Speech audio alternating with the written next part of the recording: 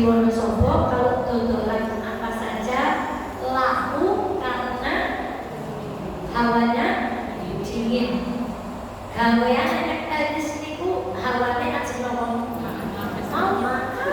Coba dikatakan dodolan apa aja? Kalau panjang, cilor, itu kalau gulung apa di depan itu payu semua. Karena memang orang musim dingin, daerah dingin itu cenderung lebih banyak. Waktu itu perang Honda terjadi pada saat musim dingin. Saya sudah kisahkan kisah ini berkali-kali di beberapa majelis taklim. Allah. Dingin itu mestinya dibarengi dengan stok makanan yang limpah. Tapi bahkan ketika perang Ahzab, umat Islam sedang tidak punya stok makanan yang cukup. Bahkan ada sejarawan yang mengatakan jatahnya pasukan Rasulullah yang dikabarkan waktu itu jumlahnya 1000, ada yang mengatakan jumlahnya 3000. Jatah makannya itu telunjuk dicelupkan ke dalam gandum lalu diangkat, yang bisa nempel di sini itulah jatah makanan mereka. Padahal parit yang harus digali panjangnya 5 km. Sini mana Bu? Sini Binangun. Lebarnya 6 meter supaya kuda itu kalau meloncat itu nggak nyanda. Lalu dalamnya itu 3 meter supaya kalau manusia yang jegur ke situ nggak bisa apa lagi, nggak bisa naik lagi. Lapar, dingin, kerja keras menggali parit. Tapi ada beberapa mukjizat yang terjadi pada perang Ahzab. Di antaranya apa? Ketika ada seorang perempuan yang disuruh oleh keluarganya untuk ngirim kurma kepada pamannya dan saudara laki-lakinya yang sedang menggali Honda. Lalu perempuan ini melintas di antara Rasulullah SAW. Kemudian perempuan ini dipanggil sama Nabi. Kemarilah. Lalu Rasulullah SAW berdoa sehingga kurma ini bisa dimakan banyak orang. Lalu mukjizat yang kedua, saat itu para sahabat sampai mengikat batu di perutnya untuk mengganjal rasa lapar. Ternyata baginda Muhammad SAW pun tidak ketinggalan. Di perutnya ada batu yang diikat dengan kain untuk mengganjal rasa lapar beliau. Tersingkaplah rahasia ini dilihat oleh seorang laki-laki bernama Jabir bin Abdillah.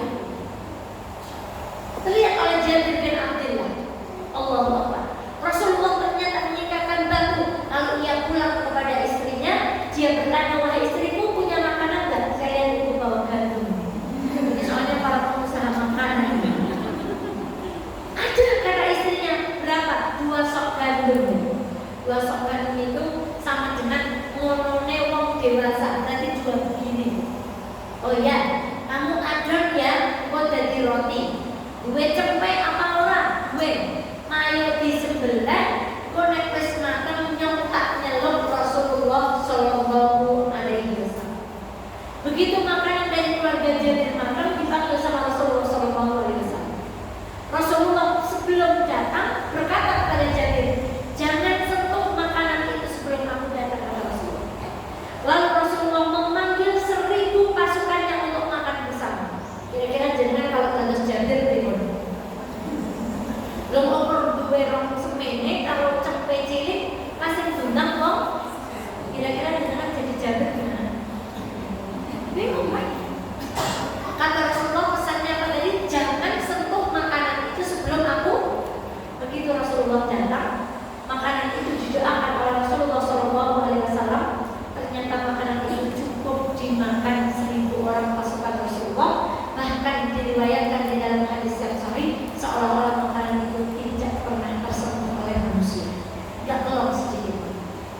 Lalu mukjizat yang ketiga, ketika itu ada tanah liat.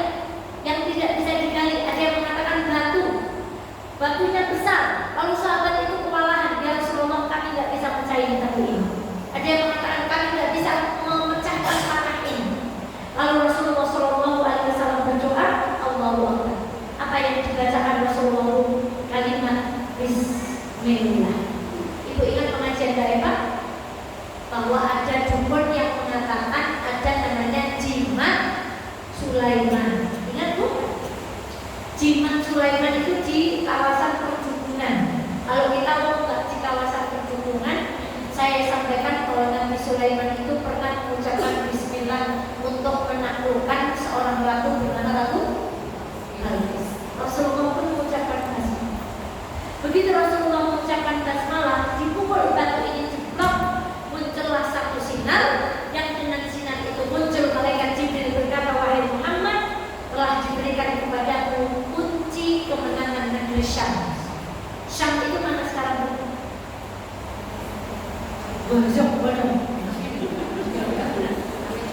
Palestina, sebelumnya Palestina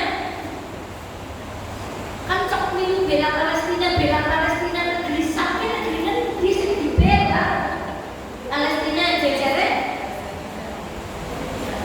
Suria jejere Lepan daerah-daerah itu disampaikan sama Rasulullah. Lalu sama Rasulullah dipukul lagi Jepang.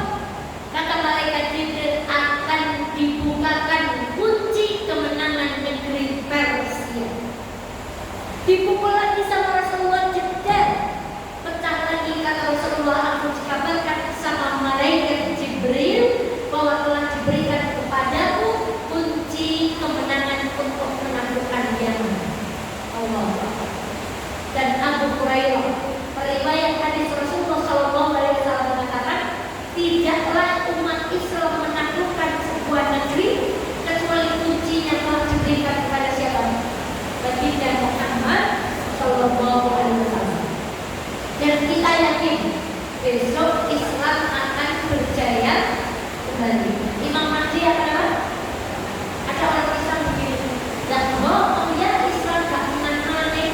Belum sini kahanane umat Islam mereka yang mereka benar-benar bisa kalahna Israel. Ibu yang dikatakan Allah dan Rasulullah itu pasti terjadi.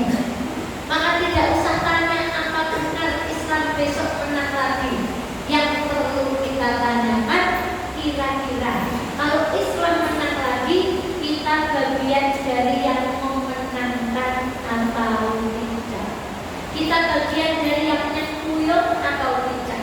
Kita bagian dari prajurit yang menenangkan atau tidak? Kita bagian dari pasukan yang menenangkan atau tidak? Apa itu? Apa pelajaran dari kisah Rasulullah SAW? Seperti kajian siang hari ini, Allah sekelas Nabi, kekasihnya Allah, namanya jejeran dengan Allah, dijamin masuk surga. Untuk mendapatkan makanan saja harus melewati dingin, melewati lapar, melewati ngikat batu di perut, baru sama Allah diberikan pertolongan. Itu Nabi. Nah kalau kita gimana? Kok maunya kalau punya masalah angkat tangan masalahnya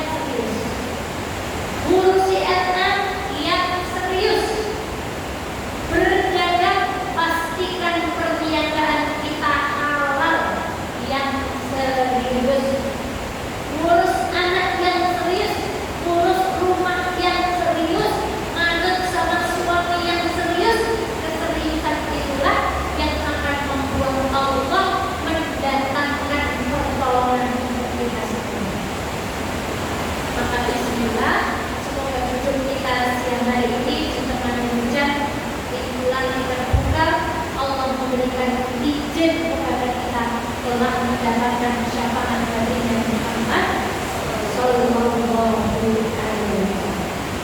Siapa yang tahu ukuran rumahnya Nabi? Berapa? Kalau rumahnya Atta Halilintar, kalau rumahnya Nabila, rumahnya jojok-jojok tambah lapangan. Rumahnya Nabi menurut satu sumber, lebarnya, luasnya 3,5 kali 5 meter. Berapa? Itu nek dalamnya ibu namun apa nih? Kamarnya. Itu rumah Rasulullah. Berapa ukurannya bu? 3,5 kali. Tapi tahukah kita? Dari rumah sesempit itulah lahir peradaban Islam sampai daratan Spanyol. Dari rumah sesempit itulah lahir cahaya Islam sampai kita duduk hari ini membaca Islam. Dari rumah sempit itulah tercecer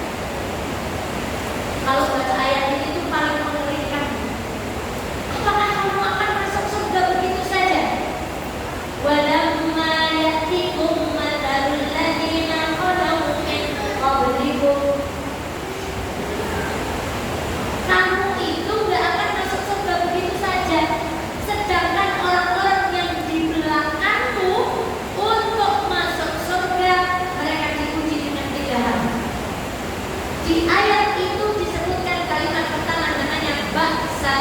Apa Bu? Sudah ketemu ayatnya ya? Ujian pertama supaya masuk mana tadi?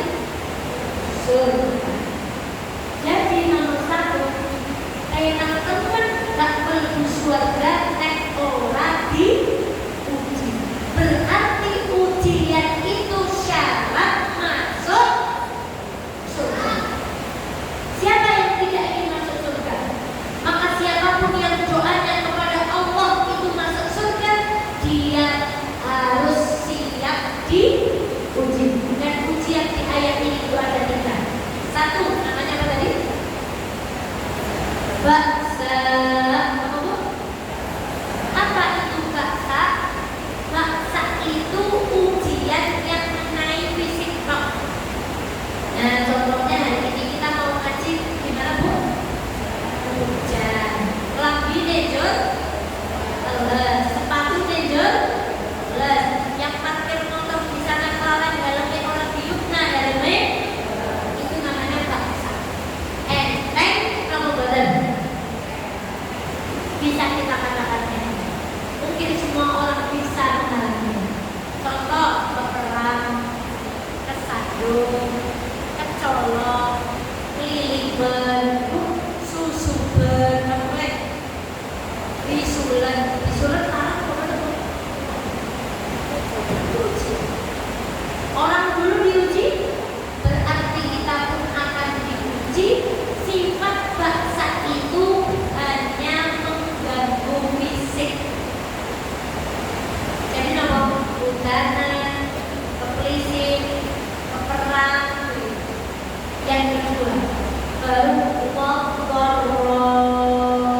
yang kedua namanya apa itu? Ujian yang diuji itu mulai hatinya.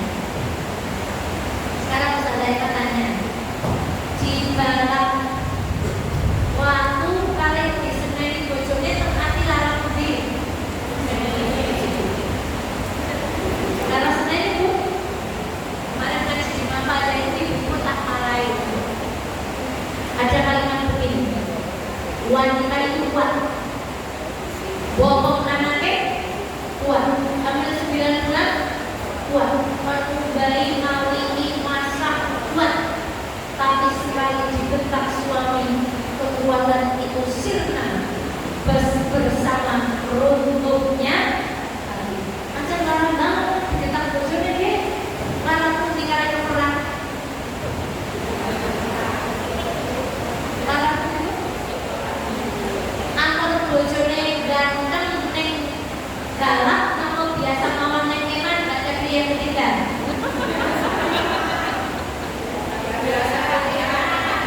Biasa tapi orang-orang nanti yang ketiga ya maunya yang ganteng Borok itu pasti kalau kita pengen masuk surga, setelah Allah menguji kita dengan misalnya keberat, Allah akan menguji kita dengan hal-hal yang mengguncangkan.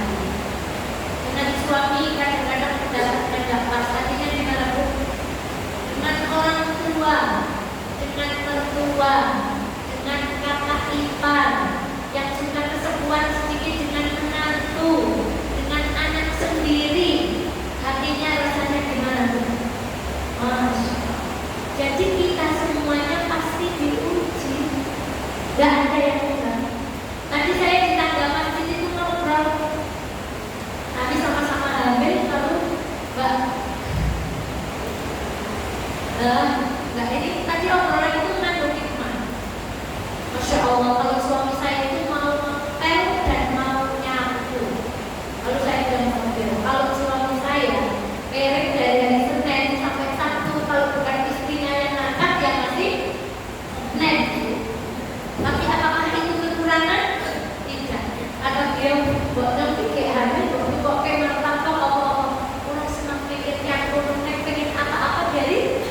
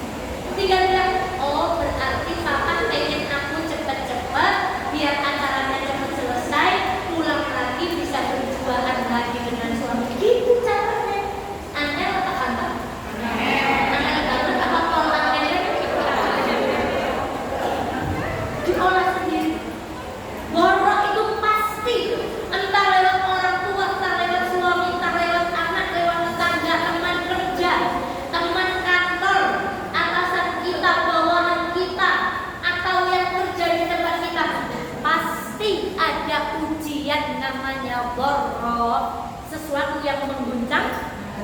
Baru tingkatan yang ketiga. Apa namanya di ayat itu? Wazulzilu. Ada surat namanya Al-Zalzalah. Guru TK, Al-Zalzalah artinya guncang. Di situ berbicara tentang keadaan hari kiamat saat bumi di maka ujian itu bertingkat-tingkat dari yang paling ringan, kemudian goncang apa tadi? Mengusik perasaan, yang ketiga digoncang sama Allah. Usaha sudah dibangun sekian tahun, loh, habis. Yang tergoncang perasaannya atau fisiknya juga ikut tergoncang. Dua-duanya. Suami yang selama ini kita anggap cinta dan seterusnya, tahun-tahun dan seterusnya, guncang. Allahu Akbar. Inilah ujian yang pernah Allah timpakan kepada orang sebelum kita, yang akan Allah timpakan juga kepada kita sebagai syarat kita untuk masuk surga. Tapi apa boleh? Ya Allah, kurang betul-betul diuji sing anggot mawon. Sing penting kurang mlebu. Tidak boleh meminta ujian dari Allah. Ujian itu sunnatullah, tapi lisan kita tidak meminta. Yang kita minta, kita tidak mungkin meminta untuk tidak diuji. Tapi kita minta sama Allah, semoga ketika diuji Allah memberikan kekuatan untuk kita menghadapinya. Jadi di ayat ini ada 3 ujian. Satu namanya apa? Pokoknya ngaji dalam baik, tapi orang ditakoni, mesti takoni. Satu apa? 2, 3. Saking abotnya ujian zulzilu ini, hatta yaqula rasul walladzina amanu ma'ah, sampai sekelas Nabi dengan orang-orang berkualitas yang bersama Nabi waktu itu yang berkata, maka nasrullah, ya Allah, kalimat ini ya Gusti, kapan rampung ujian ini ya? Mungkin ketika kita punya tanggungan, ya Allah, kapan lunas ya Allah? Atau ketika kita merawat orang tua kita yang sakit terbaring rumah, kapan ya Allah semua ini selesai? Atau ketika diuji anak yang tidak manut, suami yang tidak manut, ya Allah, kapan selesai? Dijawab langsung sama Allah, ala nasrullahi, sesungguhnya pertolongan Allah itu. Jadi pertanyaannya, poin pertama, Al-Baqarah 214, ada nggak orang masuk surga nggak diuji? Ujiannya pun bertingkat-tingkat. Satu, baksa yang hanya mengenai apa?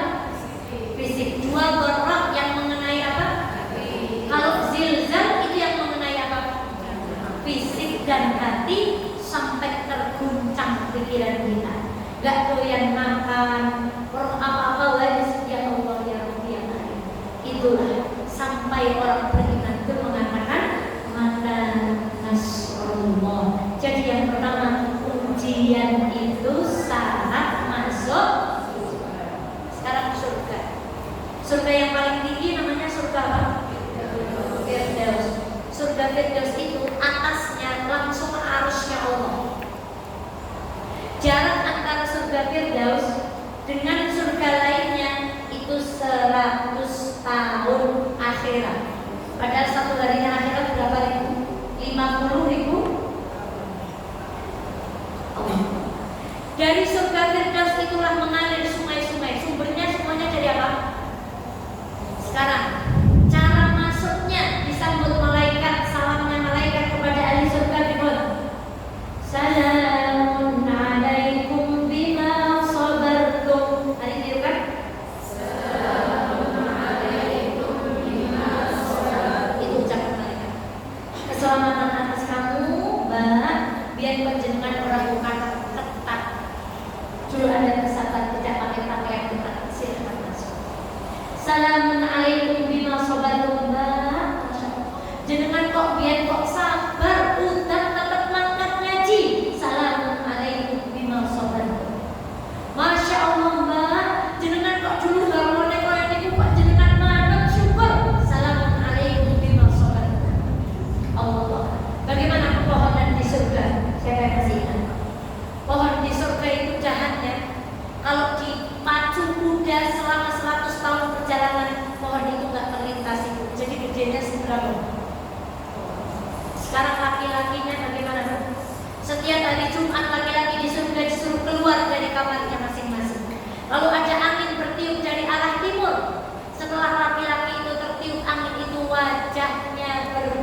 tambah tampan.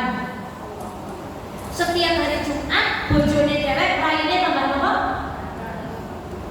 Begitu mereka kembali ke biliknya kita, istrinya nek mlebu surga. Nek ora berarti balik buat kamare bidadari ayo balik ke kamar jarak nek jarak mlebu surga nek ora mlebu surga udah cewek. Maka perempuan kata Rasulullah yang ditinggalkan di kamar yang ditinggalkan suaminya itu pun bertambah cantik. Jadi satu bulan berapa kali pertambahan cantik kita? Ora semang kewatir nek siki ora glowing, ora ayu, ora apa. Besok nang surga sambil Jumat wajah kita akan bertambah apa? Nek mlebu bidadari tingginya 70 hasta. Masing-masing bidadari akan memakai 70 lapis jubah. Tulang sumsumnya bidadari terlihat dari balik betisnya saking putihnya. Seperti gelas yang diisi oleh sirup merah kata Rasulullah SAW. Setiap laki-laki dan perempuan dijadikan perawan, diberikan kekuatan 100 orang dalam perkara makan, dalam perkara minum, dalam perkara tenaga, dan dalam perkara jimat. Ustazah Eka, kenapa Islam itu pornografi? Kok kalau ngomongin surga itu yang diomongkan bidadari sama kekuatan? Karena ujian laki-laki di dunia itu loh. Kalau bisa selamat laki-laki itu mendapatkan 2 bidadari. Kalau wanita ujiannya itu nafsu dan harta selamat, dia akan berkumpul kembali kepada suaminya. Itu di antara surganya. Lalu di surga akan ada buah bijara, pohon bijara. Ibu senang pohon bijara. Jadi ini Mesir, nempan nanggur bijara, di suka latar, pakai bijara. Ben setannya orang bisa, wapi nangumah atau ngaji, kalau bojone nguduman, kalau anaknya, ya setannya tetap melebu. Bijara itu ada durinya atau tidak? Sahabat pernah bertanya sama Rasulullah, ya Rasulullah, bagaimana mungkin di surga ada duri? Kata Rasulullah SAW, duri pohon bijara itu di surga besok diganti dengan buah. Satu buahnya punya 70 rasa. Masing-masing satu itu 70 itu masing-masing punya rasa yang berbeda. Pribadi bayang itu. Satu buah punya 70 rasa, 70-nya itu semuanya berbeda. Makanya surga itu tidak bisa dibayangkan. Pengen ayam panggang langsung di mana? Kanan. Ya kan Bu? Pengen tongseng ayam, andalan enak lepet. Tongseng ayam langsung di mana? Di tangan. Itu kalau di surga. Makanya Nabi Adam itu ketika dikeluarkan dari surga, ketika di surga pengen degan itu tinggal di tangan. Begitu keluar dari surga kalau pengen degan Nabi Adam harus gimana? Main keranggir, dipelatok, dikerok, aduh sakit menjok. Itu kalau orang bermaksiat itu kembali kepada itu surga. Jadi kalau pengen ketemu buah bijara, pengen setiap Jumat dipercantik, pengen kumpul sama suami, pengen apa-apa tinggal batin nanti sudah sampai sini, pengen suaminya setiap Jumat tambah tampan, berarti al-ba'sa wad-dharra wa zulzilu. Kita akan melewati ini. Poin yang kedua, surat Al-Baqarah ayat 4 bunyinya begini. وَلَنَبْلُوَنَّكُمْ بِشَيْءٍ مِّنَ الْخَوْفِ وَالْجُوعِ وَنَقْصٍ مِّنَ الْأَمْوَالِ. Yang ada kalimat الَّذِينَ إِذَا أَصَابَتْهُم مُّصِيبَةٌ قَالُوا إِنَّا لِلَّهِ وَإِنَّا إِلَيْهِ راجعون. Siapapun yang diuji oleh Allah, kalau yang mengucapkan inna lillahi wa inna ilaihi raji'un, ulaika alaihim shalawatun min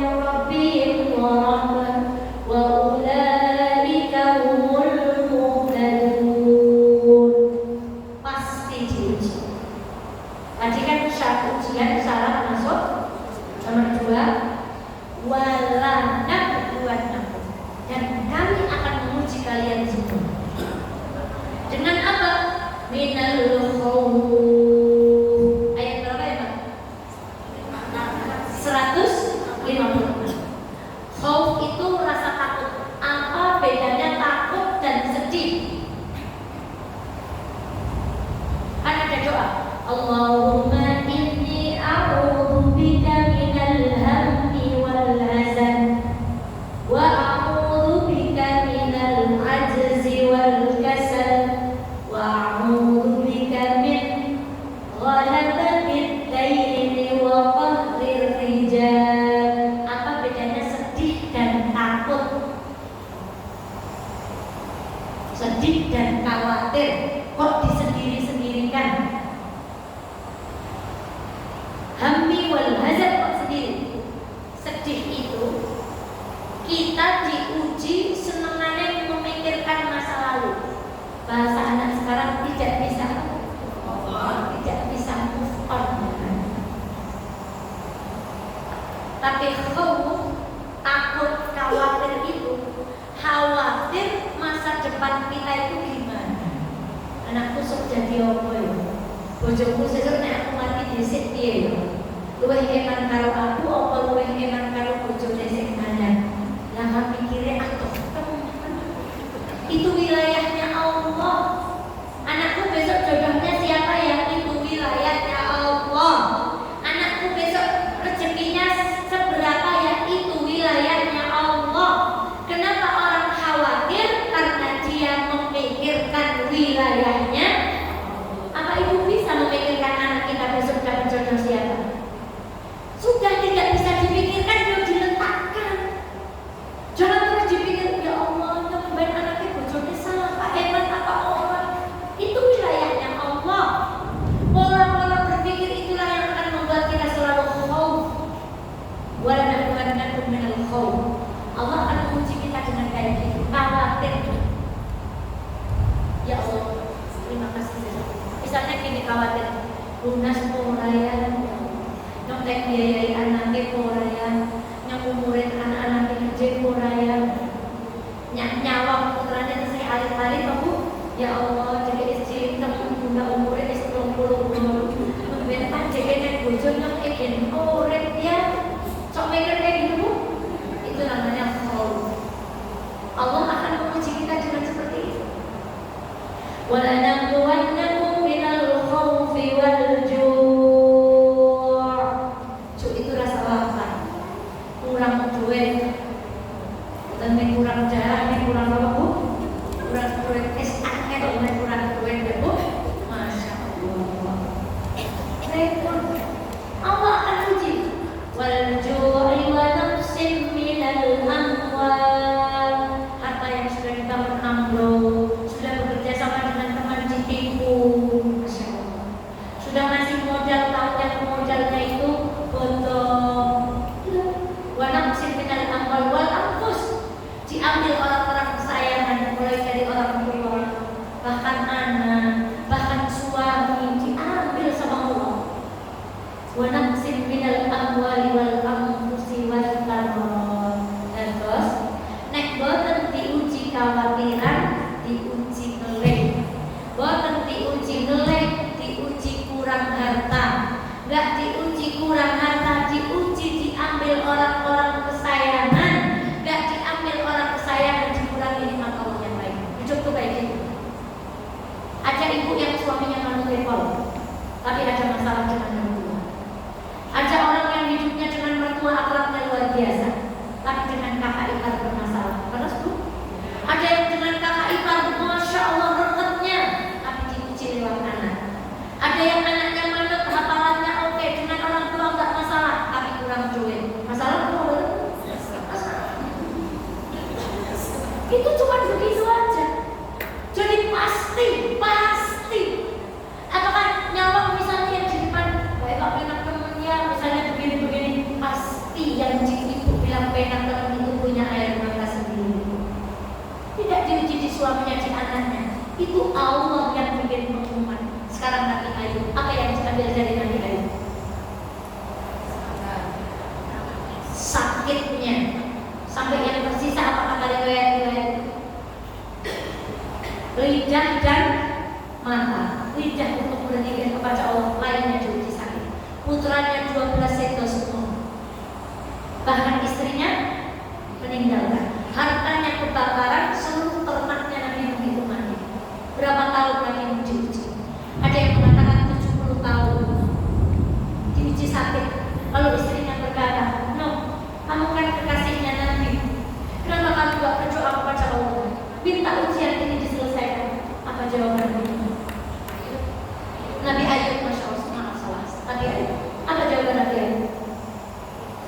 Saya diberikan sehat oleh Allah 70 tahun. Sekarang saya baru sakit berapa tahun? Nanti kalau sakit saya sama sehatnya sudah banding, baru saya akan mengangkat tangan. Mas, ibu tapi bukan sama beliau ibu. Bukan nomor-nomor. Artinya apa yang mau kita angkat? Keridhoannya. Yang kedua, Nabi kekasih Allah aja diuji. Dan kita kekasihnya siapa, Bu?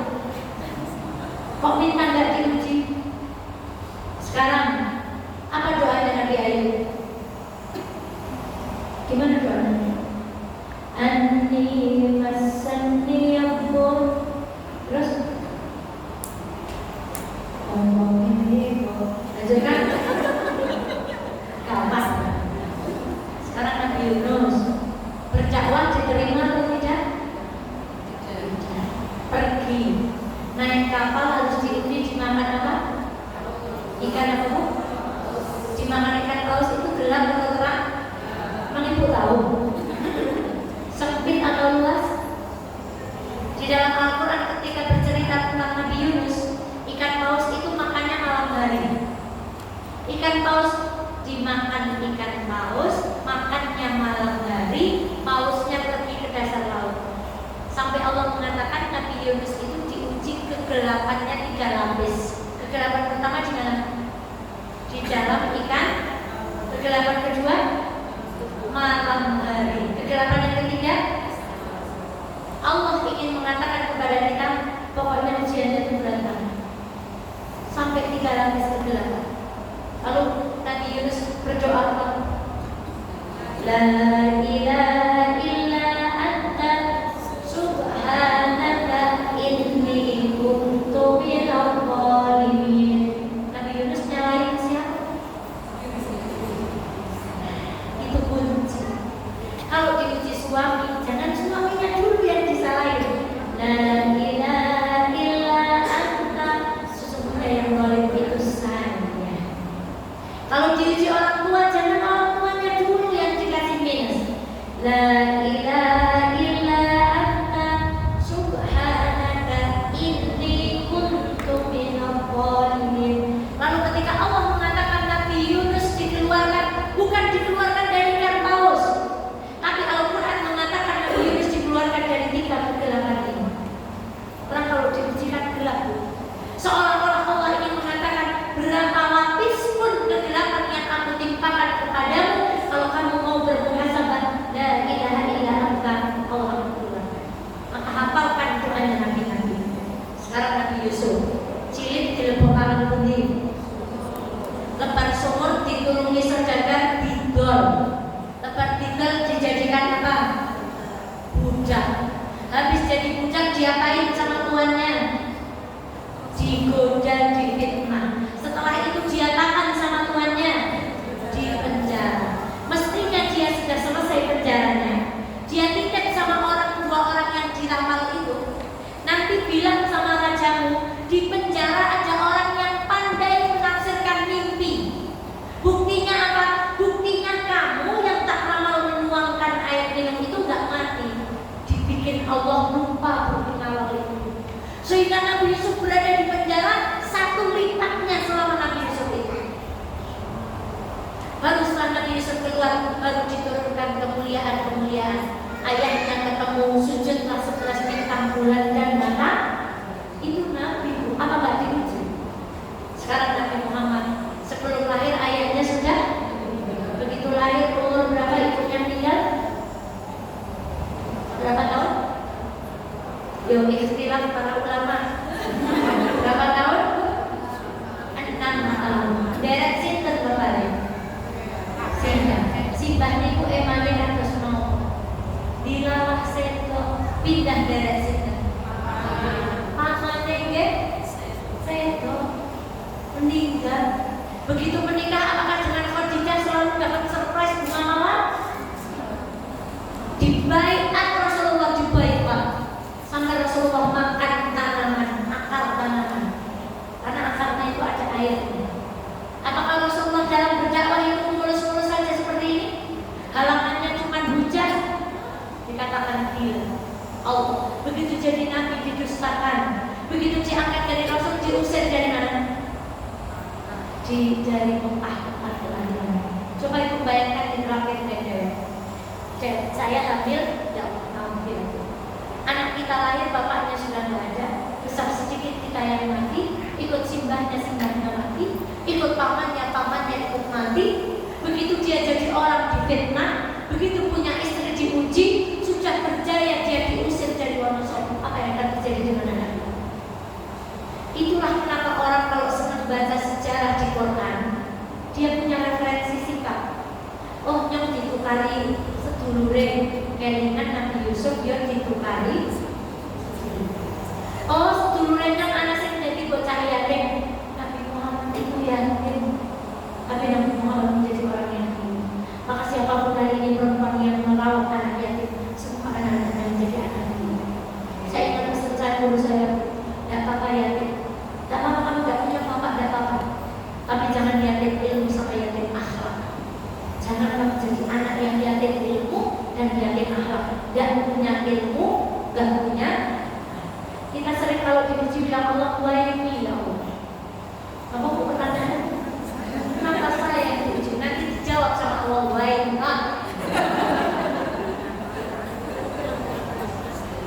Itu nomor 2. Sekarang nomor 3. La yukallifullahu nafsan illa wus'aha. Ujian-ujian di atas tadi yang ditimpakan kita pasti yang diamal. Anak SD dikasih soal SMP atau tidak? Anak SMP dikasih soal kuliah atau tidak? Tidak. Ujian itu sesuai dengan derajat kita masing-masing. Kalau derajatnya dhuwur, berarti ujiannya kadang-kadang kita merasa saya nggak kuat. Lah, jangankan yang lain-lain, dikorong di PKU 7 hari itu nyaris. Banyak Quran bu. Kalian saya itu ustazah ngajarin dengan sabar.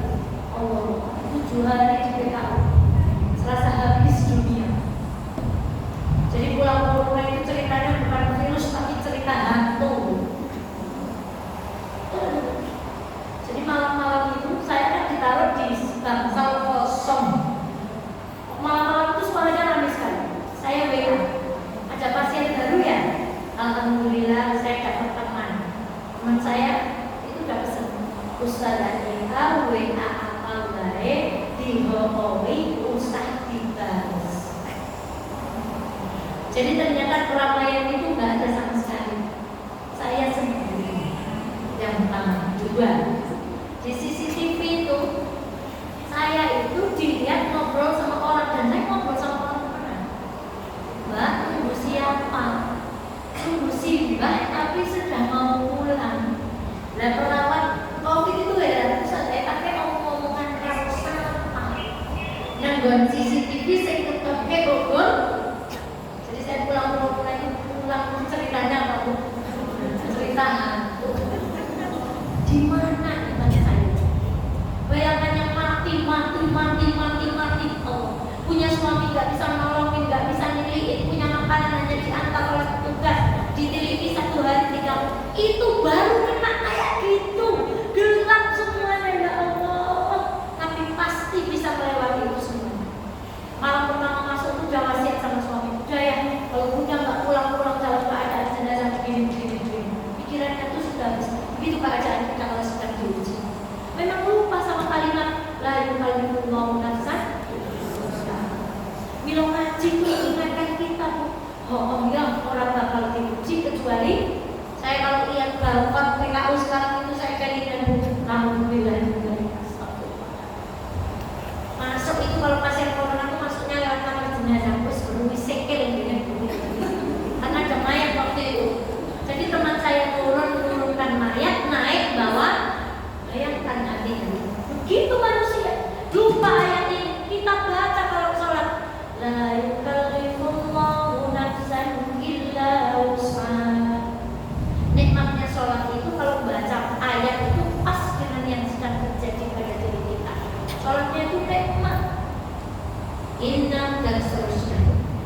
Alladzina idza asabathum musibah qalu inna lillahi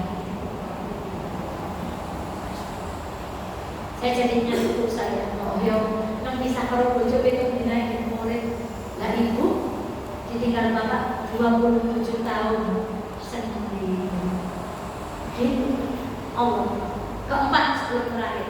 Jam 2. Ingat apa ayatnya ibu apa semua? Inna ma'al usri fa inna ma'al usri.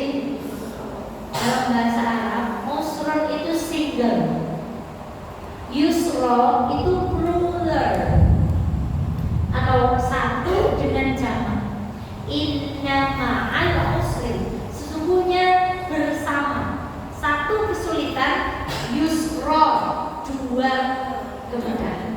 Tidak setelah kesulitan bu kalimatnya. Inna ma'an, ma' itu bareng. Jadi kalau Allah datangkan ujian, sampingnya ujian itu ada berapa jalan keluar? Tapi kita nggak bisa melihat. Yang bisa melihat orang-orang yang ikhlas, orang-orang yang menyadari betul ayat ini. Dan ketika Allah bicara panjang lebar di surat Al-Baqarah, yuridullahu bikumul yusra wa la yuridu bikumul usra. Allah itu nggak pernah pengen hambanya itu sulit. Allah itu selalu pengen kita itu hidupnya bagus. Coba saya jualan gembok di toko bangunan itu ada gembok. Satu gembok kuncinya berapa? Ada orang jual gembok kuncinya satu, nggak jadi mau beli kok pembeli. Karena satu dikasih karyawan, satu buat saya. Kalau nggak satu dipegang suami, satu dipegang handle. Handle itu kuncinya berapa biasanya? 2 atau itu gambaran nyata di depan kita. Gembok itu kan masalah, dikunci hidup kita, dikunci harta, dikunci rasa, dikunci apa? Kata Allah kuncinya itu ada 3. Cuman kadang-kadang kalau kita buru-buru kunci gimana? Kalau untung anaknya nangis, buka lawang, dia berdua. Saya tabokin apa itu? Lampau nggak akan. Padahal yang buka kalian mau ganti. Jadi kalau kita buru-buru mau diselesaikan masalahnya, Allah nggak mau. Allah mau jadi sana. Sekarang kunci, nek orang go kunci nek bisa buka Allah. Lalu diuji yang uji Allah kok malah minta jalan keluar ke dukun. Itu namanya buka gembok tapi tidak pakai kuncinya.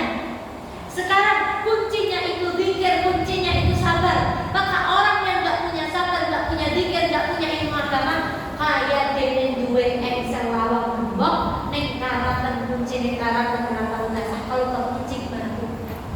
Macet kunci. Maka pastikan gembok kita dengan kunci kita itu selalu bersih. Tidak lain tidak bukan dengan istighfar kita kepada Allah, minta ampun kepada Allah. Jadi bersama satu kesulitan tidak setelah tapi baik Pak, kalau lagi bicara kayak gini tuh gampang. Memang pengajian itu tempat teori, prakteknya itu gimana Bu? Coba baik Pak bilang yang mana sama suami ya Bu? Pulang suaminya bikin masalah, ibu ribut. Kelingan dulu tadi ngaji, cok kelingan cok. Allah itu kita Bu. Memang ngaji itu tempat teori, prakteknya di mana? Di rumah. Maka pertanyaan terakhir sebagai penutup kajian itu, mau disayang Allah enggak? Siapa yang tidak pengen disayang Allah? Kata Allah, kalau Allah cinta kepada seseorang pasti akan diuji. Jadi orang diuji itu tandanya disayang. Nek buatan GR, nama disayang, disayang, diadab, diuji, diadab atau diistidraj. Apa bedanya ujian, adab dan istidraj? Apa itu ujian? Ujian itu diberikan kepada orang yang sudah sholat, sudah ngaji, sudah doa, sudah sedekah, tapi diuji itu namanya ujian. Yang namanya anak sekolah kalau ujian berarti mau naik. Sekarang 2, diadab. azab itu diberikan kepada siapa. Untuk membedakan misalnya kita ini diuji atau dongkong kali Gusti Allah. Kan itu aja.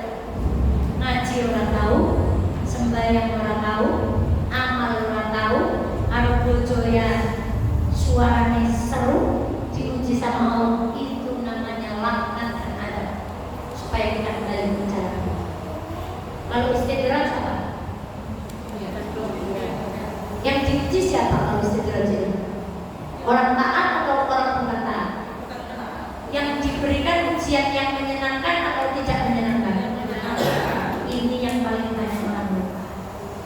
Wong iman diuji oleh Gusti Allah. Wong bugal tukang zina diuji mesti dengan Gusti Allah.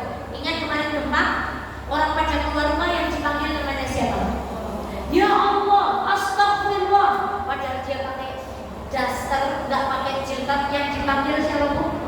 Sekalipun orang nggak percaya Tuhan, kalau dia diuji pasti dia cari Allah. Tapi dia, yang paling bahaya itu istidraj. Karena istidraj itu orangnya nggak taat, orang ngaji, orang sedekah, orang sembahyang, tapi uripe mulia, rezekinya lancar, bojone ganteng, manut, tumbangannya maet, umai, ombak, pengen apa-apa, pengen es krim sama bikin rokok aku. Apa sih kalian ya Allah? Cinta simpen tuku yang tak takon rasanya yang apa? Kok marilah antri panjang lebar obor gak dahar? Kok Islam senangnya latah apa-apa gak tiru. Sakau. Kertas bu saya jajan besekan apa sih? Bunda aku pengen beli. Iya. Itu tuh lagi viral. Ya Allah. Gak pernah sholat, gak pernah ngaji, baca Quran gak bisa. Disuruh sholat dia jawabnya deket absen aja bro. Diajak sholat temennya tuh deket absen aja. Diajak berjilbab, enggak lah aku yang penting hatinya dulu tak jilbab. Kok hidupnya enak, itu namanya. Mau gak dibegitukan Allah? Mau gak juga diazab Allah? Yang kita mau, Allah saat memberikan kita ujian, Allah memberikan kekuatan, derajat kita naik. Dan yang terakhir saya tutup. Fa'ammal insanu idza mabtalahu rabbuhu fa'akrama. Apa terusannya? Wa na'amahu fa yaqulu rabbi akraman. Manusia itu senangnya berkata, kalau bisnisnya lancar, suaminya manut, anaknya sehat, Allah sedang memuliakan saya. Tapi kalau dia diuji, dia berkata lagi surat Al-Fajr ya. Wa amma idza mabtalahu faqaddara alayya rizqahu fa yaqulu rabbi ahanan. Al-Fajr ayat 15. Sedangkan kalau dia sempit, bisnisnya lagi melorot, kesehatannya lagi diuji, dia bilang Allah sedang menghinakan aku. Benar nggak ucapan ini? Kalaulah harta itu ujian, kalaulah harta itu standar kemuliaan manusia, maka manusia paling mulia di muka bumi ini siapa namanya? Oh bun. Kalaulah jabatan itu standar manusia dimulakan oleh Allah, maka manusia yang paling mulia di muka bumi ini siapa? Fir'aun. Kalaulah derajat titel pendidikan tertinggi itu tanda dia dimuliakan Allah, maka manusia paling mulia di muka bumi ini adalah seorang laki-laki bernama Haman. Maka miskin itu bukan tanda kita dihinakan Allah, punya uang itu bukan tanda kita dimuliakan. Ibu diuji kalau seto nggak punya harta, bukan tanda Allah menghinakan. Ibu diberikan uang usahanya lancar, bukan tanda Allah memuliakan ibu, karena tanda mulia dan kitanya di hadapan Allah itu inna akramakum indallahi. Tutup. Ada berapa poin? Anak saya 6, anak saya 5. Apa anak saya 4? 1 apa? Syarat masuk surga. 2. Semua orang pasti diuji. 3. Ujian itu pasti sesuai kadar kemampuan. 4. Bersama ujian ada 2 kemudahan. Terakhir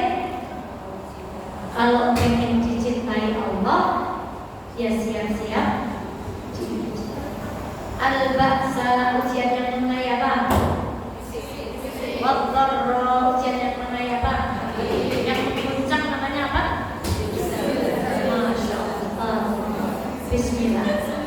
Zilzal. Memang pengajian itu materi, prakteknya gimana? Di rumah. Selamat praktek di rumah, di sekolah, di toko, di perusahaan, dengan tetangga, dengan mertua, dengan pasangan. Sesungguhnya itulah petunjuk dari Allah. Barang siapa mengambil petunjuk itu akan diberikan petunjuk, dan barang siapa mengabaikan petunjuk itu Allah pun akan. Masya Allah, alhamdulillah. Semoga kita semuanya diberikan oleh Allah kekuatan apapun ujian yang dilimpahkan Allah kepada kita semuanya. Demikian, astagfirullahaladzim. Saya akhiri. Assalamualaikum warahmatullahi wabarakatuh.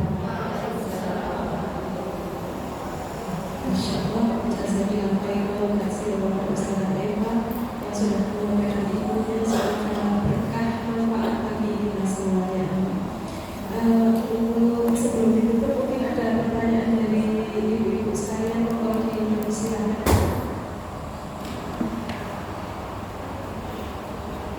Mamanya Aljun kemarin katanya mamanya Aljun gak ada. Hari ini alhamdulillah hadir. Sehat Mbak? Alhamdulillah. Tidak ada pertanyaan? Kalau tidak ada